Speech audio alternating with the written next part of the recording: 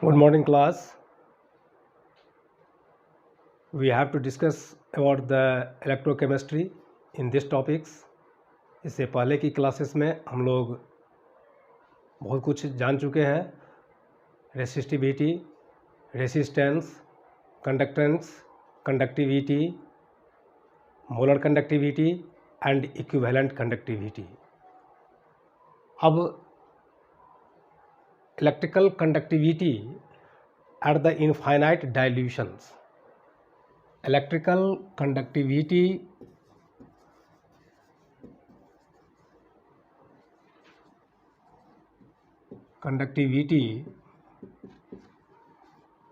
at the infinite dilutions.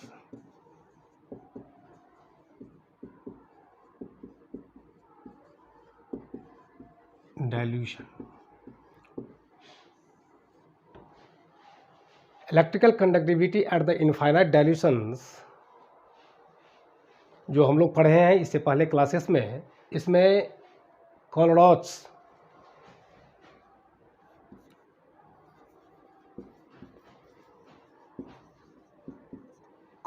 Law according to this law, the migrations between the ions is completely. First point, according to this law, migration between ions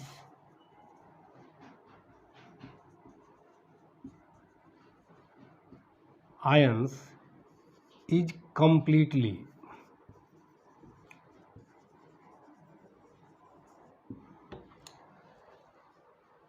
कोलोराट्स साहब ने infinite dilutions पर में electrolyte को ले गया और देखा क्या कि जो आयंस और आयंस के बीच में जो इंटरेक्शंस है वो बिल्कुल साफ हो चुका है.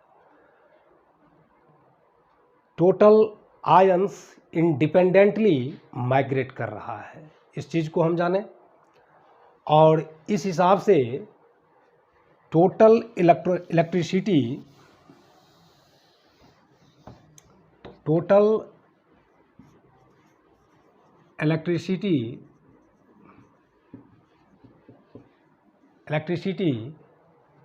is conducted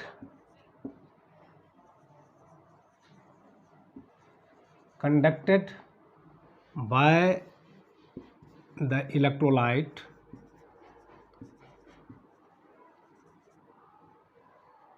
depends upon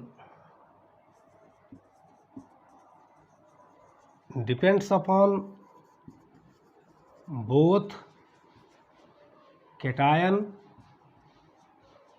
and anion. Means total amount of electricity is conducted या carried by electrolyte depends upon both cation and anions. Each and every ions are responsible to carry on the electricity more and more. The applications, as for example, molar conductivity at the infinite dilutions of weak electrolyte as a CH3COH. Molar conductivity at the infinite dilutions weak electrolyte CH3COH. तो यहाँ पर मैं देख रहे हैं क्या कि total electricity carried by this electrolyte as such ethanoic acid, we can write it according to Kohlrausch's law. तो molar conductivity at the infinite dilutions is conducted by CH3CO minus plus molar conductivity at the infinite dilution conducted by H plus ions. Both ions are responsible to carry on the electricity at the infinite dilutions when the concentrations approaches to 0.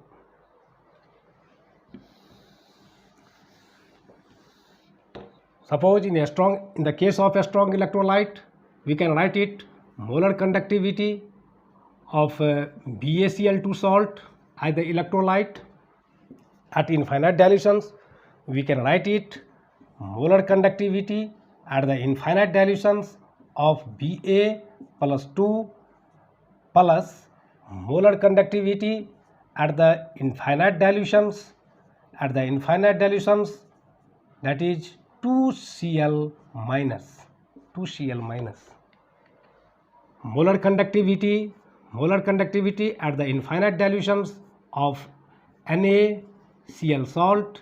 We can write it molar conductivity at the infinite dilutions, that is Na plus molar conductivity at the infinite dilutions Cl minus.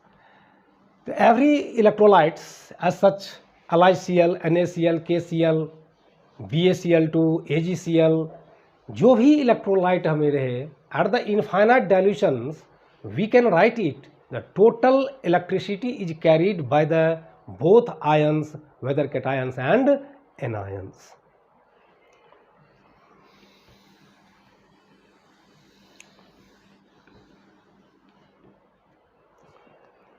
Application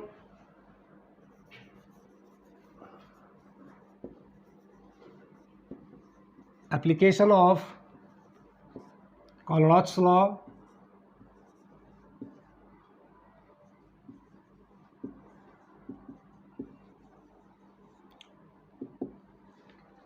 through this law we are eligible to determine from this law we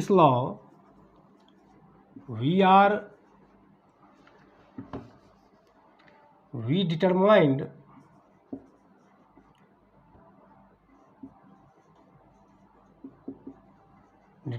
the molar conductivity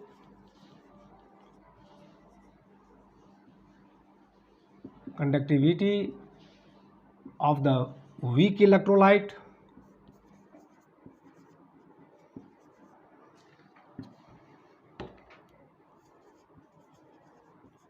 electrolyte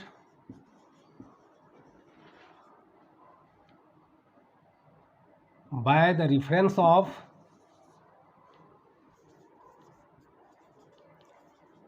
reference of molar conductivity of the strong electrolyte.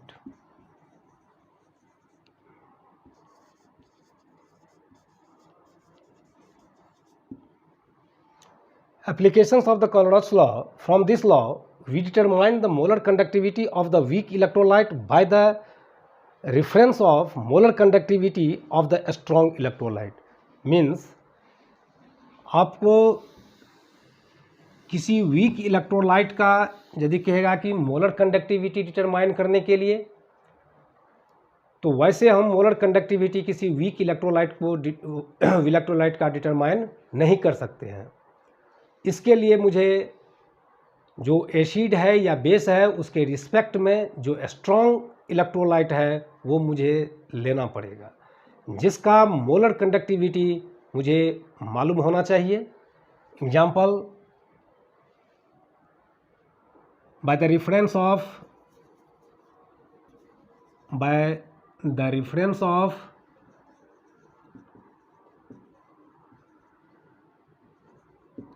a strong electrolyte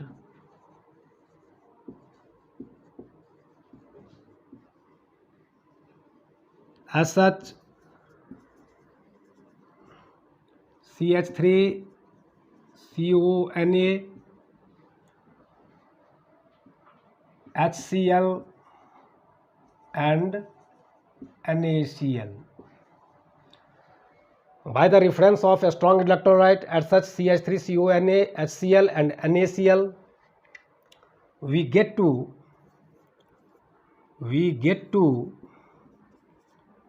determine molar conductivity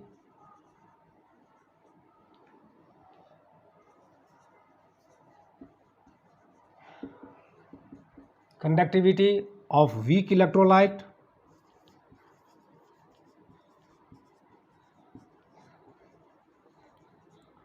as such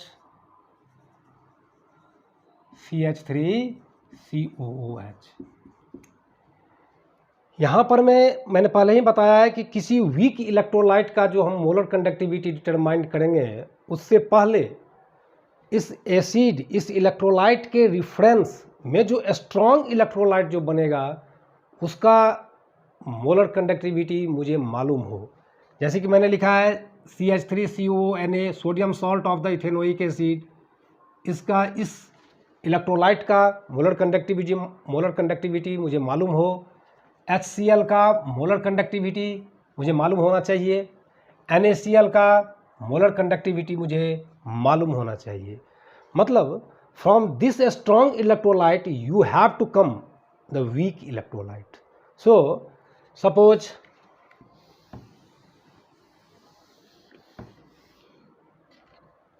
molar conductivity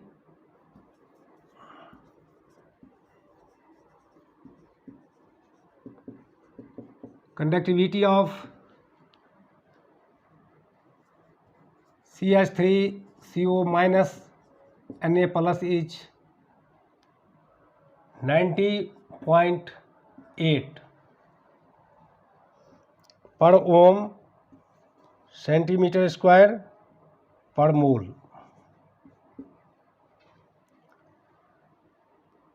molar conductivity of HCl 426.5, molar conductivity of NaCl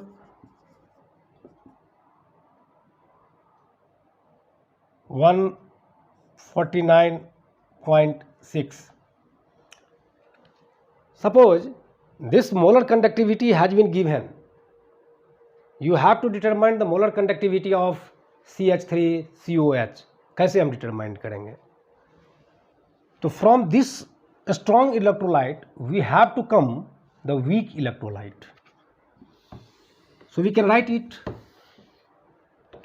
molar conductivity at the infinite dilutions of CH3COONA plus molar conductivity at the infinite dilutions of HCl minus molar conductivity at the infinite dilutions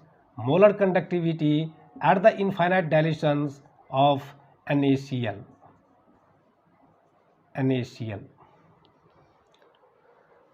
molar conductivity of CH3CONA plus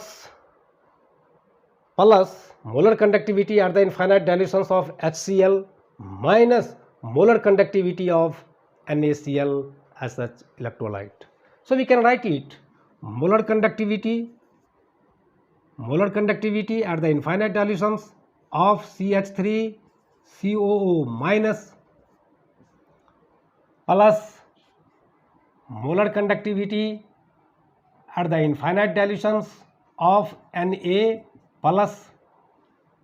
Na plus molar conductivity at the infinite dilutions of H plus molar conductivity at the infinite dilutions Cl minus molar conductivity at the infinite dilutions of Na plus minus molar conductivity at the infinite dilutions Cl minus. ये मैं लिख सकता हूँ। और इसमें देखें क्या molar conductivity of the CH3COH निकालने जा रहे हैं। According to this equations we can gain CH3COH। Yes, molar conductivity at the infinite dilutions of Na plus, this one is cancel to this. Molar conductivity at the infinite dilutions of Cl minus is cancelled by molar conductivity at the infinite dilutions of the Cl minus. Rest the molar conductivity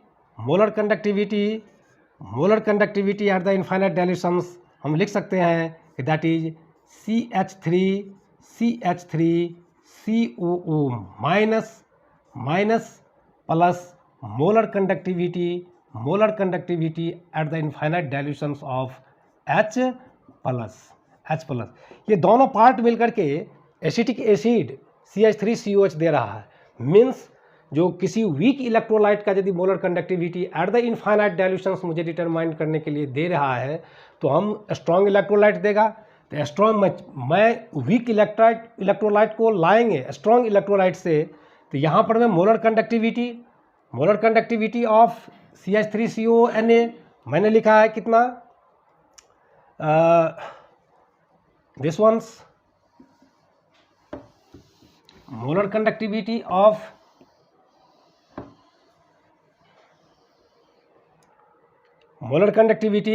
CH3CO minus Na plus, इसका molar conductivity दिया हुआ है suppose 19, हमने लिखा है 19.6 ये लिखा है, और plus molar conductivity at the infinite dilutions HCl 426.5 something मैंने लिया है, और molar conductivity of the NaCl लिए हैं 149.6। आफ्टर इसको सिंप्लीफाई करके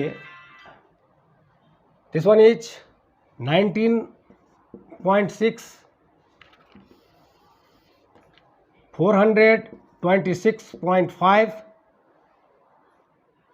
19.6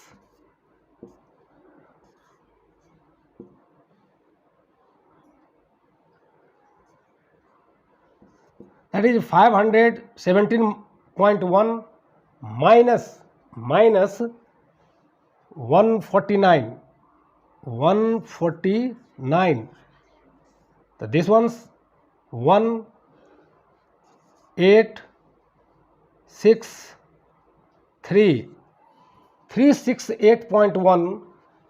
368.1 means molar conductivity of a strong weak electrolyte, molar conductivity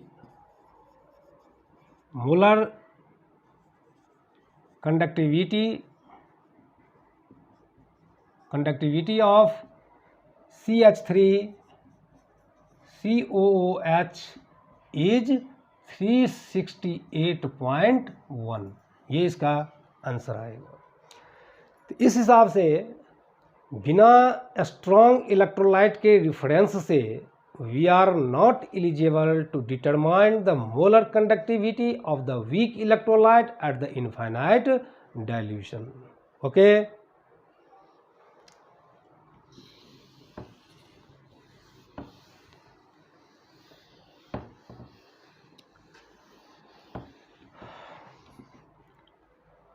ऐसे Colloids, applications of colloids, that is main application of colloids.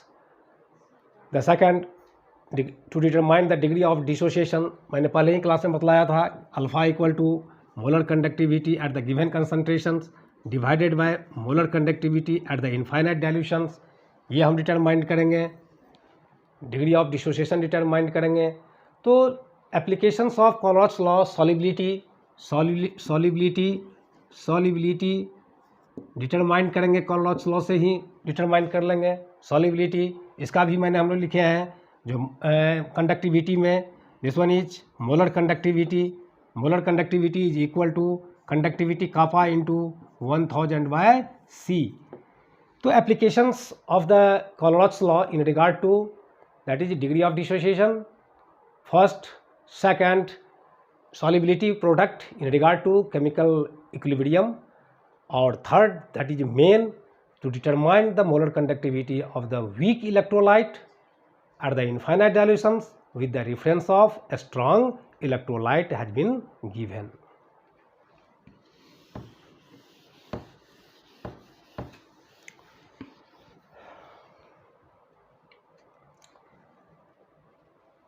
इसके बाद हम लोग डिस्कस करेंगे जो इलेक्ट्रोकेमिस्ट्री में आपको सेल के बारे में पढ़ना है, इलेक्ट्रोकेमिकल सेल।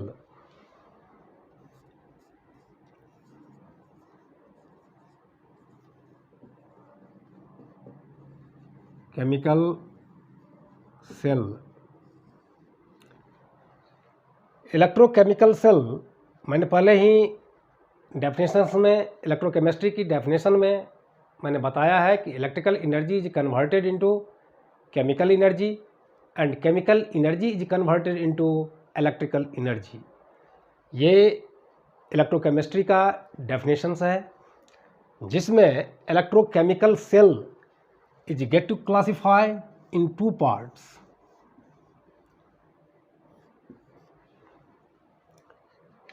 एक सेल जिसके बारे में मुझे स्टडी गेन करना है, पढ़ना है, this one is electrolytic cell. Electrolytic cell, और दूसरा this one is galvanic cell. Galvanic cell, ये 2 सेल आपको स्टडी करना है, आपको पढ़ना है। इलेक्ट्रोलाइटिक सेल क्या होते हैं और गैल्वेनिक सेल क्या होते हैं। First of all we are going to discuss about the electrolytic cell.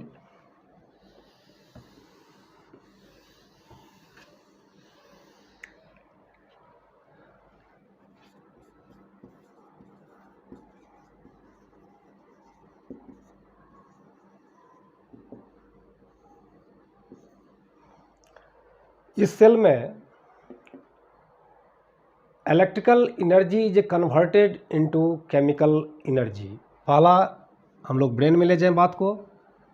Electrolytic cell में first point, electrical energy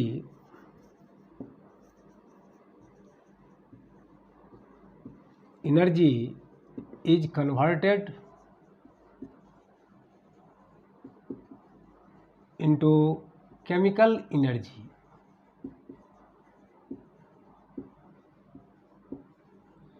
means electricity, amount of electricity pass करेंगे किसी इलेक्ट्रोलाइट से और रिएक्शंस होगा। रिएक्शंस के थ्रू एनोड और कैथोड पे केमिकल कंपाउंड, केमिकल का फॉर्मेशंस होगा। मतलब electrical energy is converted into chemical energy. ये फर्स्ट पॉइंट है। दूसरा पॉइंट इलेक्ट्रोलाइटिक सॉल्यूशंस है। इलेक्ट्रोलाइट यूज़ करेंगे। इलेक्ट्रोलाइट, जो भी इलेक्ट्रोलाइट हो, चाहे एक्वस NaCl हो, चाहे एक्वस BaCl2 हो, चाहे एक्वस CuSO4 सॉल्यूशंस हो, जो भी इलेक्ट्रोलाइट आप लेंगे, इलेक्ट्रोलाइट यूज़ करेंगे। थर्ड,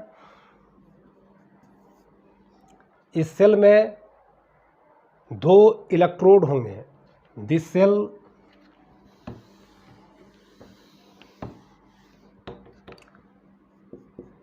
तीसरा point, this cell having 2 electrodes.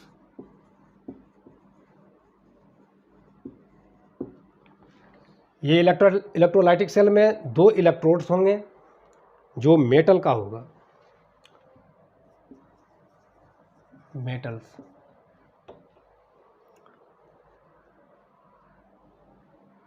तीसरा, fourth point,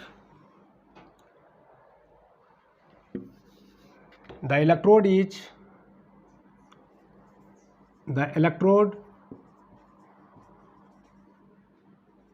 is reactive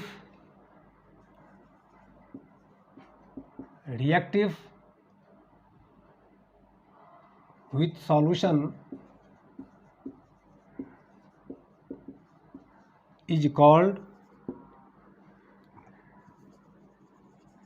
active electrode.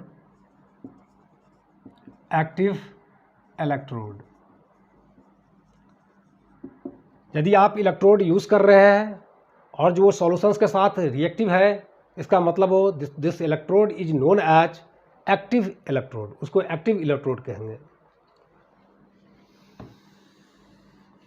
जैसे कि कॉपर सल्फेट की सॉल्यूशंस है, copper rod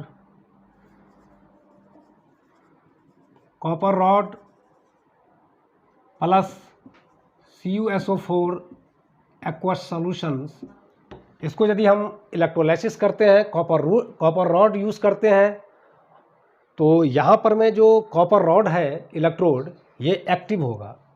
this one is active electrode कहलाएगा। यदि कॉपर रॉड नहीं यूज़ करके सॉल्यूशंस है, solution is copper sulphate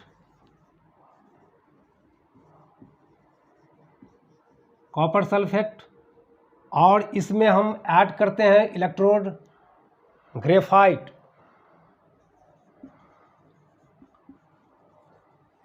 rod use करते हैं। तो यहाँ पर में जो इलेक्ट्रोड है ग्रेफाइट, ये नॉन रिएक्शनेबल है इस सॉल्यूशन से, तो इसको कहेंगे, ग्रेफाइट रॉड को कहेंगे, जो इलेक्ट्रोड हमने यूज़ किया है इसको कहेंगे inert. This one is inert electrode. So in electrolytic cell there are two electrodes must be, one works as anode and other works as cathode। मैंने इलेक्ट्रोड को दो, एक रिएक्टिव एक एक्टिव होना चाहिए, तो वो रिएक्शंस करेगा सॉल्यूशंस के साथ, और एक इनर्ट है जो कि सॉल्यूशंस के साथ रिएक्शन नहीं करेगा। So this electrolytic cell having two electrodes,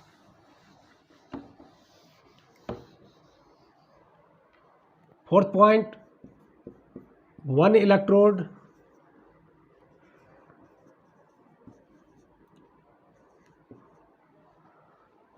which lost the electrons,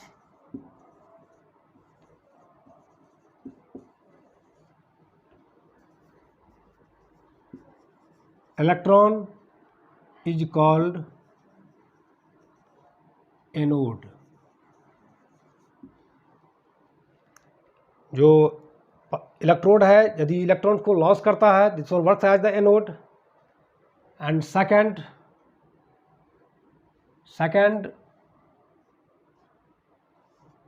second electrode which gains the electrons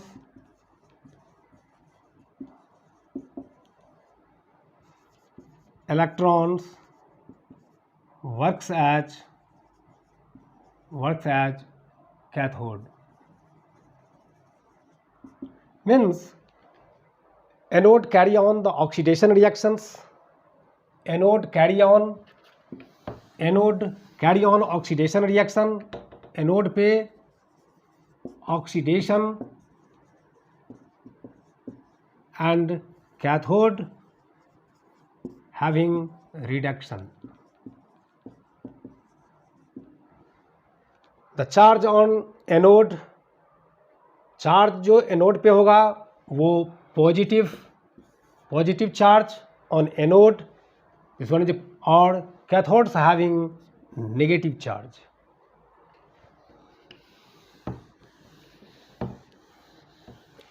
Means electrolytic cell, the process is known as electrolysis। Example,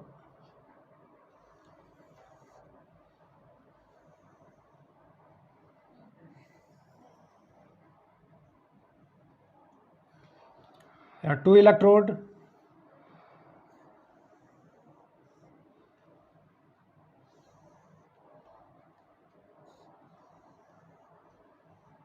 and the solution is aqueous NaCl।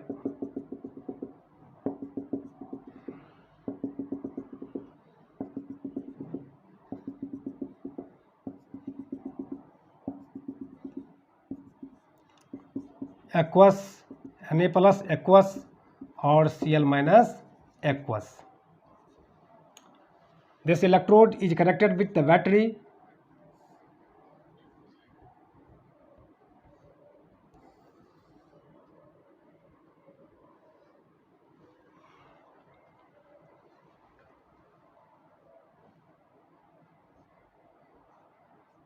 This one is key plug.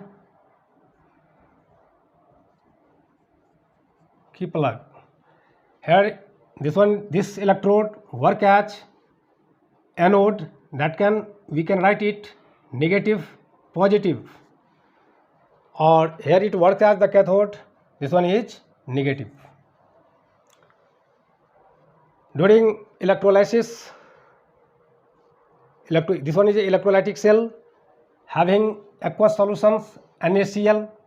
NaCl का aqueous solutions है. जो दो electrode मैंने graphite rod, ये electrode जो है graphite rod का है. This one is graphite rod, ये भी ग्रेफाइट है.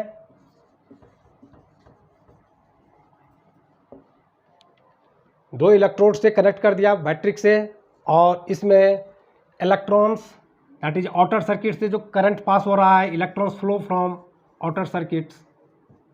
ये आउटर सर्किट से इलेक्ट्रॉन्स फ्लो कर रहा है. तो during the electrolysis the amount of electricity is passed in aqueous solutions as such NaCl. After passing the electricity, the reactions will be start. Here at the anode,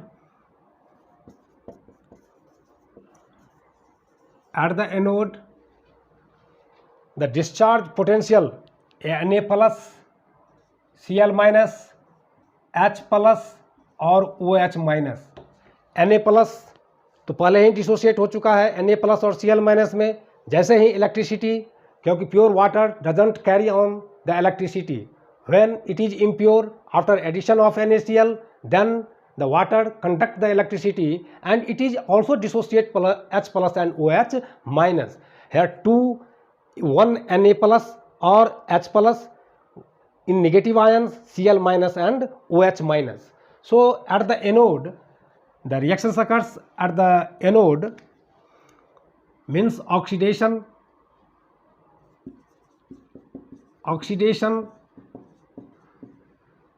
anode पर में देख रहे हैं क्या कि 1 मोल NaCl मैंने लेकर के दिया, तो यहाँ पर मैं Cl minus this once losing the 1 electrons and release half mole of chlorine gas at the anode.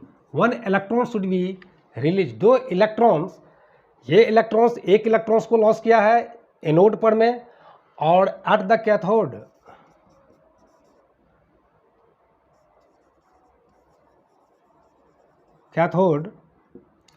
that is reduction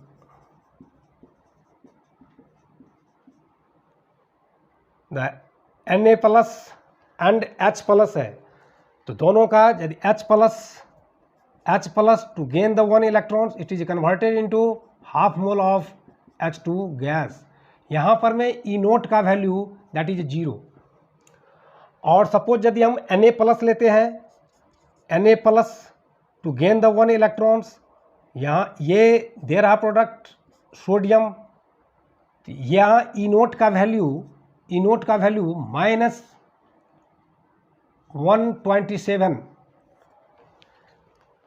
जिसका ई नोट का वैल्यू हाईएस्ट होगा सबसे पहले डिस्चार्ज कैथोड पर में वही होगा. तो हेयर H प्लस का ई नोट का वैल्यू पॉजिटिव है, मैक्सिमम है rather than Na plus. So that's why H plus is released in regard to hydrogen gas at the cathode firstly, not that is Na plus.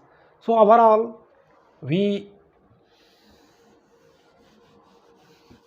form the compounds at the anode. Anode पर में chlorine gas